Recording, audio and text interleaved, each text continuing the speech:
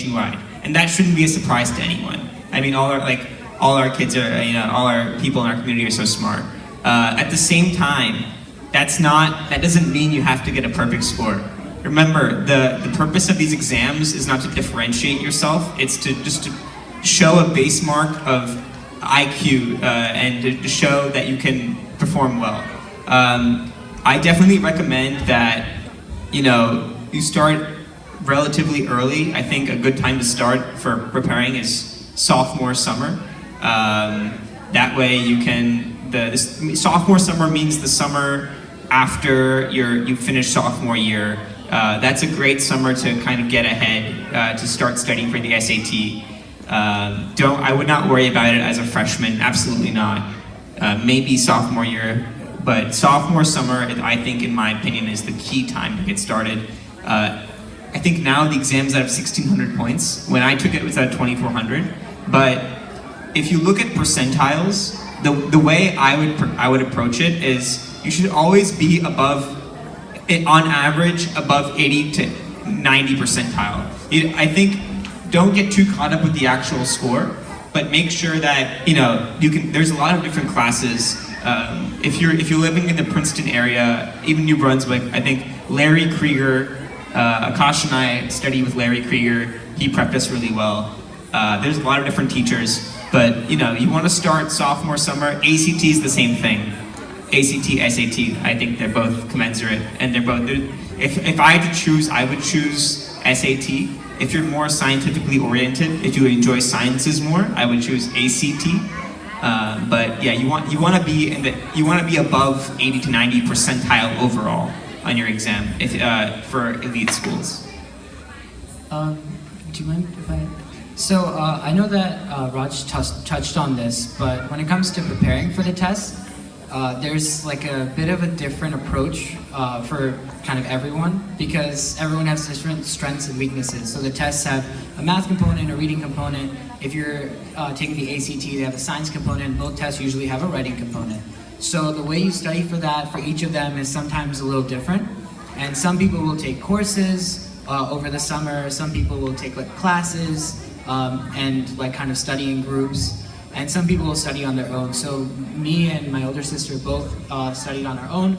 So it's not, I don't think it's always 100% necessary to find someone to tutor you or to take a class if that's like not a possibility.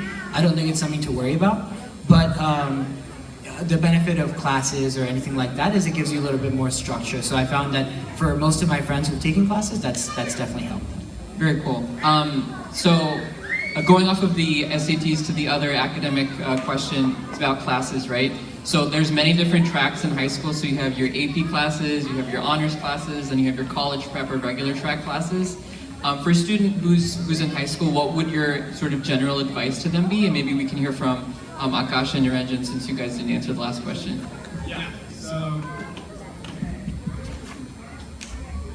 So with regards to classes, I genuinely don't think you need to take every single AP class, especially because at the end of the day, we all have our own strengths and weaknesses. So I was never too fond of anything science related, whether that be chemistry or biology or anything like that. I deeply enjoyed math, and I also liked history a lot. But at the same time, so while you don't need to sort of stack every single honors class on your plate, I think you also should try to challenge yourself. So if there is a tough class and it's a subject that piques your curiosity and you want to give it a shot, I think definitely colleges would enjoy to see, you like actually challenging yourself. So I would say challenge yourself, but practically. So, make sure that you aren't stretching yourself too far, but also don't sort of be shy of taking the risk and, potentially having a more fruitful academic experience, even if it is a bit tougher in the short run. Yeah, I agree with what a lot of Akash has said. You definitely don't need to take every single AP class that your high school offers, but you need some way of showing the colleges that you're applying to that you're qualified to take college level courses and do well in them and handle challenging course loads. So in terms of which AP classes you should prioritize, so for example, if you want to apply for an engineering program or most of your extracurriculars are tailored to engineering, then you would want to prioritize AP courses like AP Computer Science, AP Physics, Calculus BC, Calculus AB, things that courses related to what you're more likely to do in college. I mean, of course, you can always change majors after you get there, but at least whatever you're applying to at the time, you want to demonstrate that you're qualified to take difficult college level courses in that area. So those are the ones you really want to prioritize. I do want to add one point though. So he kind of reminded me about it, which is that in the college application process, a lot of the colleges, you don't actually need to indicate what you are planning on studying. You can always write undecided. And in most colleges these days, unless you go to a school that is sort of designed for a particular area of focus, so if you're going to a specifically business school, for instance, then that's different. But for me, for instance, going to Harvard, which is a liberal arts college, I, can easily switch my major within the first couple of years. So say I wanted to go into science, I don't need to be preparing as a science kid throughout high school. And I think that's actually something that you should stray away from a little bit. So I think, of course, if you are passionate about science, pursue that passion all you want, but don't think it's necessary to do only science when, if there's, say, like a history class out there that, is actually of somewhat of interest to you, you are missing out on that because that doesn't have to do with science. So colleges really don't care about making that decision like from the get-go. They actually give you at least a couple years to decide what you want to study. I'm on the other side of that spectrum because I had to apply into the school that I'm in. I'm in Wharton, so I'm studying business and economics. So for me, the specific program that I'm in, I don't have too much flexibility because it's such a small program. So for me, as opposed to a liberal arts college, I decided to study economics and business in high school much earlier on, and that was a personal choice. So if and that's not common either. So I should just mention that the overwhelming majority of students go to liberal arts colleges and then they can decide to do what they want there. I just happened to know from early on in high school that I wanted to pursue business. I wanted to go into finance. So that's why I took economics early on. I took a lot of history courses on the economy early on. So that was, and then that's why when I applied into the business school, which means that if I wanted to, I can't just go and study biology. I have to stay in the business school unless I transfer out. But the overwhelming, like Akash said, I agree with Akash that for most students, you will apply into the liberal arts college, so you don't have to decide from the beginning. Okay, so we've gone through standardized testing, grades, and extracurricular activities, but the one part of the application that we haven't touched on is usually the one that actually takes the most time, right, which is the college essay. So what are colleges looking for in these 750 words? What do they want you to actually convey about yourself? And what's one piece of advice that you would give to someone about what they should write about? Maybe you can share about what you wrote about. So I'll take this one. I think for the college essay, it's really, really important to not just tell them what you think they want to hear, but to be authentic and to really show them what you care about and what makes you who you are. So for like my college essay, I wrote somewhat of like a creative writing piece where I took them through like different moments of my life that were connected by a single thread, which was like a piece of paper that's hanging on my wall. So then I like talked about the story behind that piece of paper. And I think when you talk about stories that mean a lot to you and that like kind of are part of who you are, it shows the college admissions officer who you are, and you go from being like a flat, stack of information to an actual person. So I think it's really important to not, it's good to show your essays to other people and make sure that they're proofread and that they make sense and they're easy to read. But at the end of the essay, the person reading it should probably be able to tell that it's you who's writing it, not, let's say, the influence of your parents and teachers and everyone else, but really who you are. So keeping that authentic voice in mind and writing that way instead of crafting something you want them to hear is, I think, more effective, in my opinion. Yeah, agree with a lot of what Rohan just said. I think, definitely one point I do want to emphasize is try to show your essay to other people.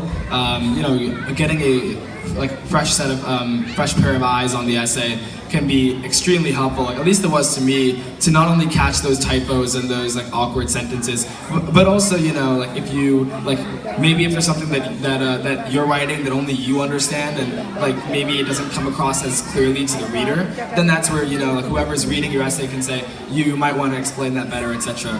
Also, just talk about something you're passionate about, talk about something that means a lot to you. This is effectively the only aspect of the essay, he actually put it really well, where you kind of transform from this flat sack of information into an actual human being. I mean, most people in the admissions office, in fact, in most cases, nobody on the admissions council will actually see you as a person and will actually meet you. They're just reading about you. So then to be able to articulate a story that channels who you are as a person, that's I think, potentially very crucial element to the process. So I'll briefly say what I said. Throughout middle school, I sort of struggled with this stutter that I had, and so that's actually why I decided to pursue debate. I kind of wanted to overcome that stutter. That was an experience that meant a lot to me, challenged me, and then debate became something that I was very fond of. So I wrote about that in my college application essay. And in fact, we should go down and just say what we all sort of wrote about, just to emphasize the sort of variety of topics you'll be hearing. Yeah, just to add on to what Ron and Akash have already said, one useful tip I heard when I was applying or when I was writing essays is if you were to drop your essay in the middle of the hallway and one of your friends or teachers picked it up, they should be able to read it and be able to tell, oh, I think this is so-and-so's essay. Because your essay should reflect your voice, it should reflect your own personal struggles or insecurities and how you overcame them. And it's your opportunity to really sell yourself to the college admissions committee. And just remember that the people reading your essay, it's not like a robot, checking off points. It's a human being, and you could appeal to them emotionally in a way that you can't appeal to people emotionally through a resume or something more standardized. So yes, similar to Akash, I wrote about something I struggled with, but it was more of a physical insecurity appearance and how I learned to let that go over time. I think the biggest mistake people think when they approach the college essay is they call it an essay. The college essay should really be called a college story. If I could give you any advice, that's it. Don't think of it as an essay. It's not like a 5-paragraph thesis and you're defending your argument. It's a story. You're telling a story about something that's important to you. I wrote about I was hiking in China, and we had finished a 4-day hike, and I got back to this village, and they had this food there. It was a small farm, and they had the food there, and the food was it was so bad, and I hated the food, but I was just so grateful to to have this very humble poor farmer give us have this spread of food for us, and we ate it all, and we didn't leave anything, and that was meant to show humility. So again, they're meant to be stories, and they're not meant to be essays. So when people give you advice about here's what a college essay should be like, it should be in 5 paragraphs, and that's all incorrect. It's meant to be, you're meant to entertain someone. Most colleges top schools get around 50,000 plus applications, each with an essay. So the average time that a college officer spends on an essay is less than 2 minutes. So 2 minutes on an essay, you probably spend 3-4 months writing. So the idea is in 2 minutes, you have to really give a really powerful story, and that they can think about it later, oh, this is the kid who wrote about his stutter in middle school and overcame it with debate. So that's the kind of, it has to be a one-line takeaway. So remember obviously I think most kids are too young to worry about this information, but parents, it's meant to be a story. And it's really up to the student to decide what they want to write. Because the more personal it is, the better it turns out, and that's guaranteed. Very nice. So hopefully you guys heard a lot of hopefully you guys heard a lot of the responses from our four brilliant guests. So now you guys have an opportunity to get more insight from them, maybe ask some more specific questions. So Sanjay ji here, who's at the front, wave your hand, yes, thank you. He has a microphone, so he'll just bring that around to you, or you can come to him as well.